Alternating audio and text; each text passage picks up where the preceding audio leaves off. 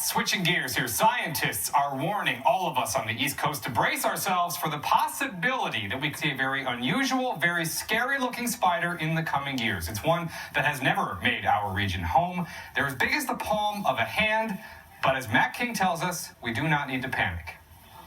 The webs are huge. It's down here, I've seen webs that are like, 5 feet across. University of Georgia Odom School of Ecology research scientist Professor Andy Davis studies the Joro spider. So if you hold up your hand, they would, with their legs outstretched, they would cover the palm of your hand. These not small arachnids native to Japan showed up in Georgia between Athens and Atlanta around 7 years ago, likely in or on some sort of shipping container. Since then, it has been rapidly spreading here in Georgia. And this spring, Davis expects the Joro spider to colonize much of the eastern United States. This particular species and this genus is really good at hitching a ride on vehicles and cars and trucks. But Joros also appear able to expand their range without the help of humans, living through the summer into the fall, laying eggs and then dying. And then in the spring, the babies from the eggs hatch. Each of those babies then sends out threads of silk which catch the wind and allow the spiders to parachute off to new homes some number of miles away. I wouldn't be surprised to see them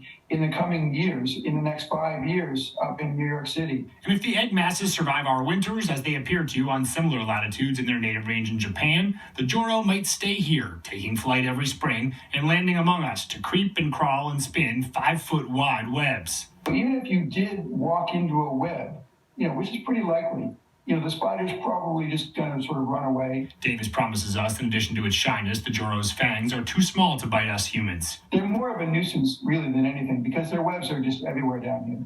We don't yet know if the Joro, a product of global commerce, poses any threat to our country's ecosystems. The abdomen of a big female is probably the size of a grape, and so it's a pretty big, imposing-looking, maybe, spider.